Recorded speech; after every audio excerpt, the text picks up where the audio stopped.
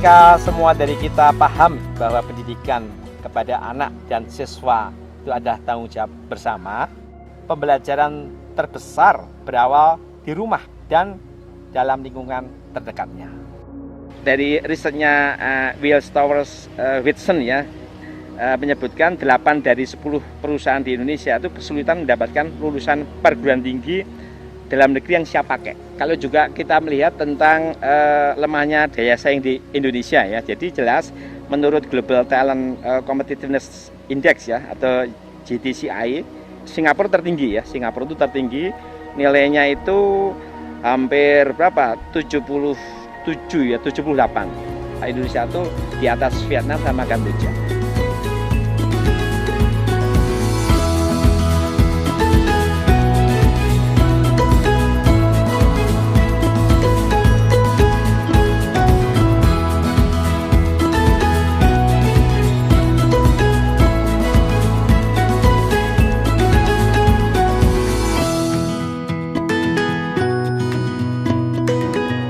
Pendidikan Indonesia itu sudah disempurnakan terus ya. Mungkin kalau nggak salah udah 10 kali ganti kurikulum ya.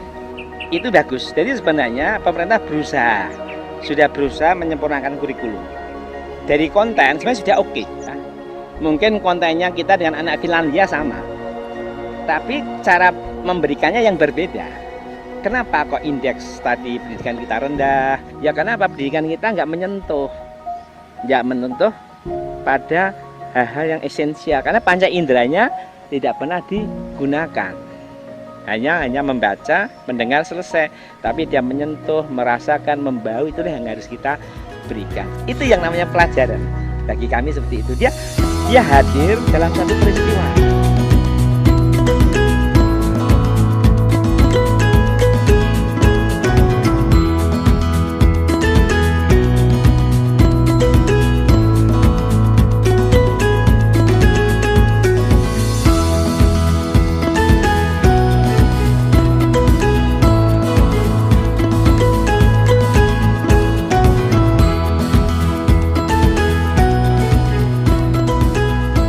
Apa yang terjadi gitu ya.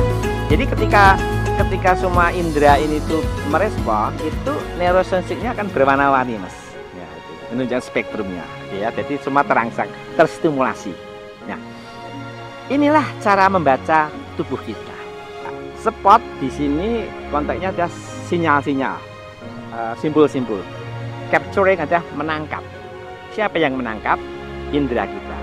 Ketika kita membaca, keliru kalau kita hanya dengan mata. Oke. Otak kita hanya menerjemahkan dari respon elektrik tadi. Siapa yang membaca? Panca indera. Ada mata, ada telinga, ada hidung, ada lidah.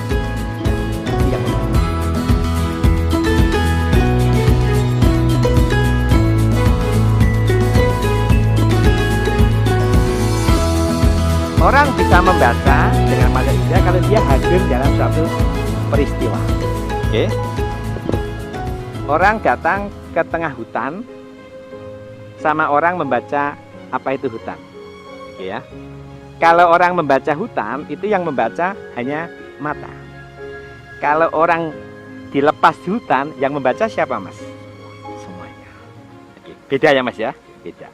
Spot capturing adalah membawa siswa ke ranah peristiwa. Yang membaca bukan mata, tapi semuanya.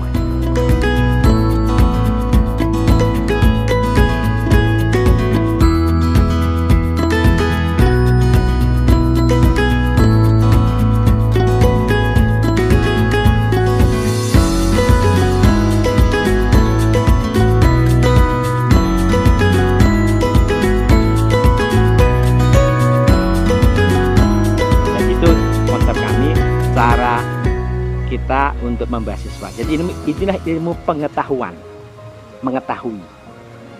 Jadi indera kita mengetahui semua respon yang ada dalam satu peristiwa. Pengetahuan yang dasar itu didapatkan dengan hadir dalam satu peristiwa. Ilmu pengetahuan didapat dari proses mengetahui. Proses mengetahui berarti apa? Belajar dengan alam melalui panca indera.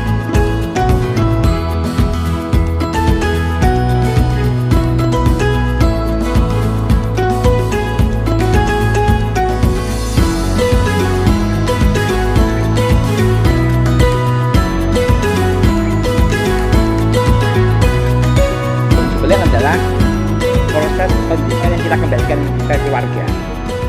Orang tua ini sebenarnya punya peran penting dalam mendidik, karena dia tahu persis ya anak itu siapa. Ya orang tua yang tahu cara mendidiknya seperti apa, itu tahu.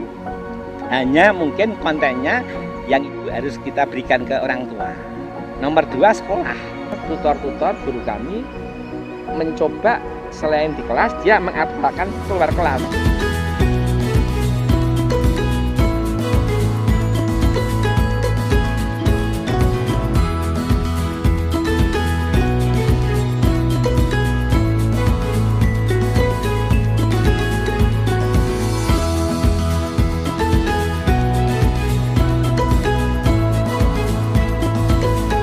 Eksplorasi di lingkungan yang sederhana-sederhana itu bagian dari tanggung jawab kami di sekolah. Jadi 20% di kelas, 30% di non kelas.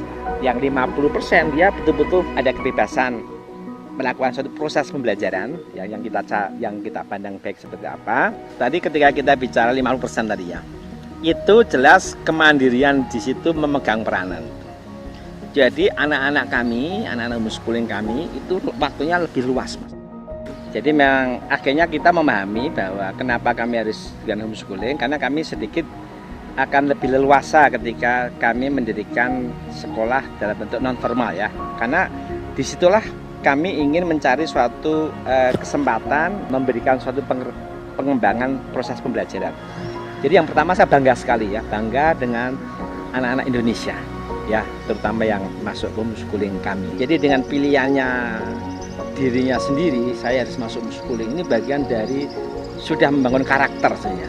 Pilihan bagaimana dia harus mandiri, pilihan bagaimana dia harus mengikuti proses yang begitu mencerdaskan tadi ya, aktualisasi ya, proses pendidikan, dan juga proses-proses yang bagaimana kita mengempati ya, membumikan anak-anak itu tidak lepas dari akarnya, akar jati diri, terus membangun cinta kasih.